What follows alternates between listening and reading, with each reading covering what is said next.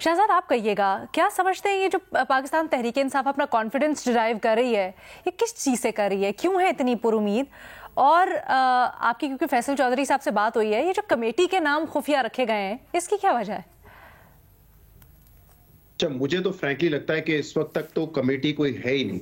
अच्छा, ठीक है, मुझे नहीं लगता कि अभी कोई फाइनल किया गया है कि कमेटी कौन सी है, कौन लोग इसमें होंगे। शायद ये बाद में जाके तय हो। और जहां तक इमरान खान का ताल्लुक है, आपको पता है कि वो अपनी बॉडी लैंग्वेज से हमेशा ये दिखाते हैं कि बड़े कॉन्फिडेंट हैं। लेकिन सवाल ये है कि क्या जो लोग बाहर मौजूद हैं वो इतने पुरएतमाद हैं कि वो बड़ी तादाद में लोगों को निकाल सकेंगे?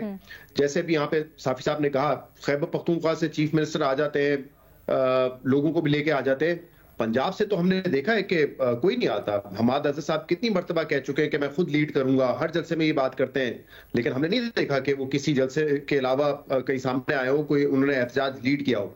तो ये पंजाब से आपने लाखों की तादाद में वोट लिया, तो वहां से आप नहीं निकल सकते। और मैं फिर कहूंगा, ऐसा नहीं है कि लोगों के लिए निकलना आसान है।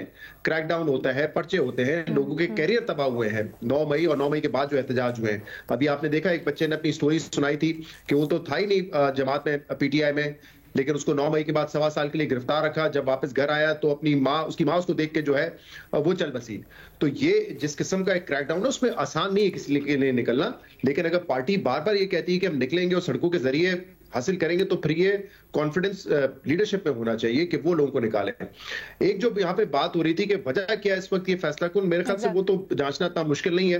पहले इनकी उम्मीदें थी एक सुप्रीम कोर्ट से, लेकिन सुप्रीम कोर्ट 26वीं तरमीम के बाद और जो आईनी बेंच और एक आम बेंच अलग अलग हो गए हैं, उसके बाद वहां से मेरे ख्याल से वो उम्मीद उनकी दम तोड़ गई है।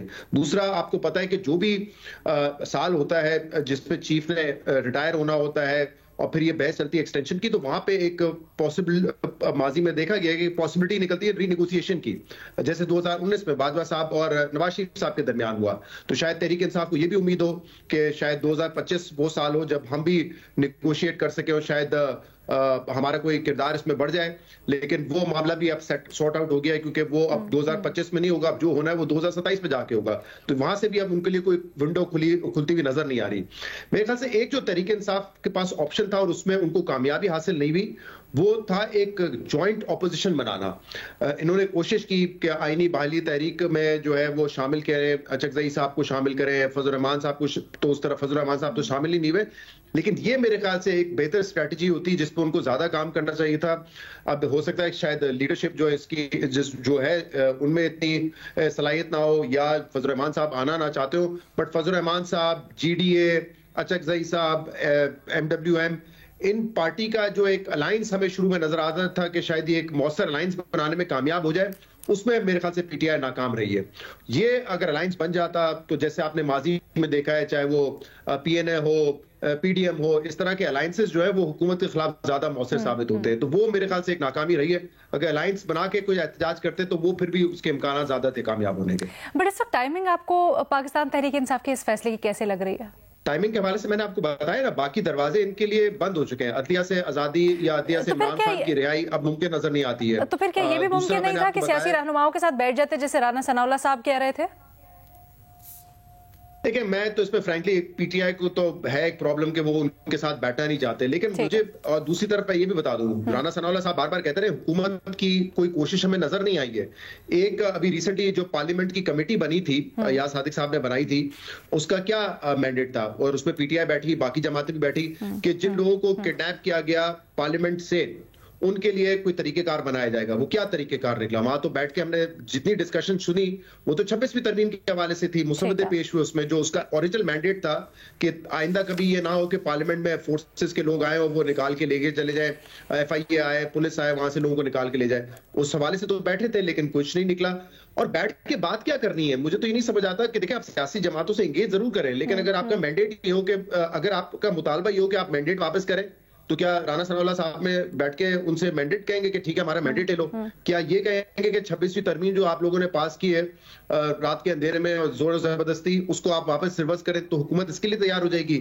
या गिरफ्तारियां जो है, हाँ गिरफ्तारी एक ऐसा मामला है जिस पर शायद बात हो सके, बाकी जो मुतालबात है हुकूमत क्यों बैठ के उस पर बात करना चाहिए? और मुझे समझ नहीं आती क्या बात होगी कि मैंडेट वापस कर दो हमारा। सुहेल वड़ाइच साहब, क्या इस बात में हकीकत है कि पाकिस्तान तहरीक इंसाफ के पास फिर एहतजाजी तहरीक या एहतजाज के अलावा कोई और ऑप्शन ही नहीं है, कोई और चारा ही नहीं है? और एक और चीज़ भी कहिएगा, आपने पहले कहा कि हर तरह से पाकिस्तान तहरीक इंसाफ के लिए विन विन सिचुएशन है, कुछ लूज नहीं करेगी वो। सर लेकिन अभी हमने सुना कि जब सवाबी के जलसे में तारीख का ऐलान नहीं हुआ तो ये कहा गया पाकिस्तान तहरीक इंसाफ के अपने लीडरान की तरफ से कि वो बड़े डिसअपॉइंटेड हैं, कारकुन बड़ा डिसअपॉइंट हुए जब वो एंटिसिपेट कर रहे थे कि कोई तारीख आएगी लेकिन नहीं आई। तो क्या इसका भी फर्क नहीं पड़ता कारकुन के जज्बे पे? देखिए, वो एक लंबी मायूसियां जाके इफेक्ट तो करती हैं, लेकिन जो आपको पता है ना, जो वोट बैंक होता है वो इतनी जल्दी अपना ज़हन नहीं बदलता, उसमें सालों लगते हैं। ये जो हर चीज की जस्टिफिकेशन होती है, हर चीज का एक नया बयानिया डेवलप हो जाता है और लोग उसको मान लेते हैं। हमने देखा कि पीपल्स पार्टी का वोट बैंक 11-12 साल जनरल ज़िया-उल हक के मार्शल लॉ के बावजूद, कई गैर जमाती इंतखाबात, 2-3 बल्दियाती इंतखाबात जिसमें पीपल्स पार्टी हारती रही, इसके बावजूद कायम रहा। और जब मौका मिला तो लोगों ने फिर इसी तरह मेरा ख्याल है कि अभी पीटीआई का जो पॉपुलर वोट बैंक है वो तो इफेक्ट नहीं होगा।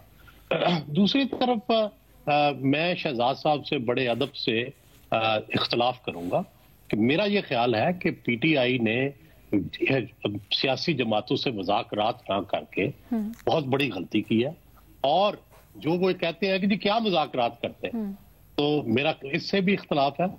और मेरा इख्तलाफ यह है कि बड़ा वाज़ेह था कि क्या इख्तलाफ करते हैं। वो कहते हैं जी धांधली का कमीशन बनाए, उस वक्त जुडिशरी जो थी उसके कोई एक्टिव जज जो है वो अपॉइंट करा लेते। मेरे इल्म में है कि जो है उस वक्त गवर्नमेंट भी इसके लिए तैयार थी। मेरे इल्म में है कि मुक्तदरा भी उसके लिए तैयार थी। दो चीजों के लिए, बानी पीटीआई को जेल से निकाल के बनीगाला में मुंतकिल करने पे और धांधली कमीशन के बनाने के बारे में। लेकिन उनकी बुनियादी डिमांड ये थी कि आप इस सिस्टम को चाहे डी फैक्टो ही मान लें, लेकिन इस सिस्टम को मान के आगे चलें। लेकिन आज भी देखें पीटीआई की डिमांड क्या है। पीटीआई की डिमांड है कि जी पहले हमारा मैंडेट बहाल करो, यानी इसका मतलब है हुकूमत खत्म करो, इसका मतलब है इलेक्शन को जाली तस्लीम करो, इसका मतलब यह है कि हमें हुकूमत दो। अच्छा, अब जाहिर है ये तो डिमांड ना मुक्तदरा मान सकती है ना हुकूमत मान सकती है। इससे नीचे की जो भी डिमांड्स है वो शायद एक्सेप्टेबल होती हैं। जिस तरह बेनजीर भुट्टो 18 सीटों के साथ बैठ गई, फिर उनको भी मौका मिल गया। नवाज शरीफ 32 सीटों के साथ 30 सीटों के साथ बैठ गए और लड़ते रहे सिस्टम के अंदर रह के, उन्हें भी बिल आखिर हुकूमत दोबारा मिल गई। तो सिस्टम के अंदर रह के आप मुज़ाकरात भी करते हैं, आप अपने हक के लिए भी लड़ते हैं, ये है। और दूसरी जो एक और बात की शहजाद साहब की ने, उससे मेरा थोड़ी सी सहमत भी है, थोड़ा सा इख्तलाफ भी है। वो ये कि हुआ ये है कि पीटीआई ने अपनी स्ट्रेटेजी में एक बहुत बड़ी गलती और की है। वो ये है कि जो महमूद अचकज़ई साहब थे वो इनके साथ आके खड़े हो गए। उनको इन्होंने कहा कि जी आप सियासी जमातों से मुज़ाकरात करें, लेकिन उन्हें कोई मैंडेट ना दिया।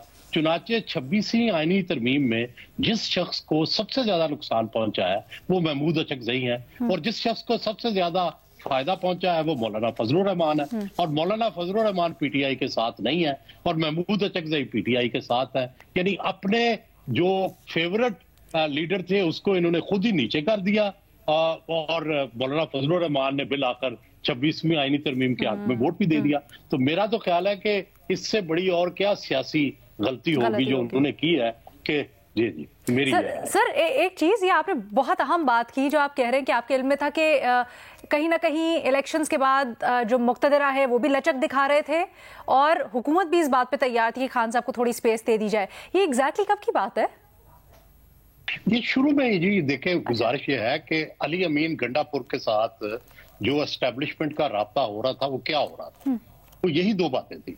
अच्छा। जो अली अमीन गंडापुर साहब को फिर बड़ी सख्ती से डांट पड़ी कि जिसके बाद से ये मुज़ाकरात खत्म हो गए, क्योंकि पीटीआई की लीडरशिप उस वक्त ये समझती थी, शायद अब ना वो समझते हो, उस वक्त वो समझते थे कि ये ना हुकूमत चल सकती है, ना ये मुक्तदरा की लीडरशिप चल सकती है, ना जनरल काजी फायज ईसा चल सकते हैं, ना ये पार्लियामेंट चल सकती है। उस वक्त उनका ख्याल था कि बस हम धक्का मारेंगे और ये गिर जाएंगे, और इसलिए ये जो मुज़ाकरात कर रहे हैं ये कमजोरी पे मामूल किया जा रहा था, इसलिए उन्होंने इनकार कर दिया। उनका ख्याल था कि अगले दिनों में इन्होंने तो वैसे ही गिर जाना है, तो लेकिन बात उलट साबित हुई। वो आहिस्ता आहिस्ता मजबूत होते गए, उन्होंने अदलिया को भी फतह कर लिया, उन्होंने एस्टेब्लिशमेंट के अंदर भी अपनी मर्जी की तब्दीलियां कर ली, पार्लियामेंट से भी अपनी मर्जी की लेजिस्लेशन कर ली, उन्होंने IMF से लोन भी ले लिया, उन्होंने बैरून मुमालिक से लोग भी बुला लिए। तो ये सब वो चीजें थी जो PTI समझती थी कि नहीं हो सकेगी, लेकिन वो होती चली गई।